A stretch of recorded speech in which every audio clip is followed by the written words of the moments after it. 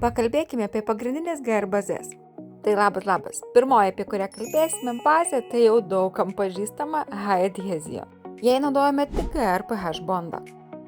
Pirmiausia, gerai ir švariai paruošime nago plokštelę. Tuomet drąsiai tepame dehidratorių ir palaukiam, kol gerai nudžiūna. Sekantis žingsnis – bazės dengimas. Šią bazę dengite tarsi laką, topą, taip kaip jums patogiau suprasti. Esmė, kad dengimas pakankamai šlapias. Nepatingėkite ir jūs testuoti produktų.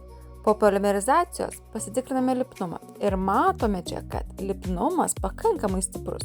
O tai reiškia, kad toks produktas neleidžia nutekėti sekančiai medžiagai. Klausimas, ar su šia medžiaga galima atlikti nago plokštelės sustiprinimą išlyginimą? Ne, jis skirta tik į trinimą. Sekanti mūsų naujoji Power Grip bazė. Ir susipažinkime su ją.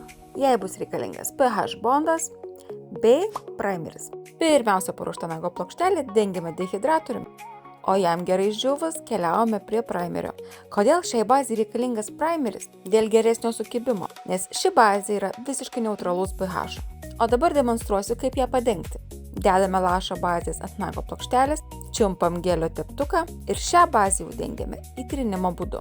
Stengiamės gerai prieiti ir dengiam ploną sluoksnį. Nes būtent ploname sluoksnyje ši bazė yra elastinga ir prisitaiko prie nago plokštelės. O ar su šia baze galima atlikti nago plokštelės sustiprinimą? O taip, pirmiausia įtriname bazės plonąjį sluoksnį, o po to dar neužpolimerizavus medžiagos dedame didesnį lašą bazės ir ją išsilygina. Ir ši bazė nekaitina. Slidi adhezija?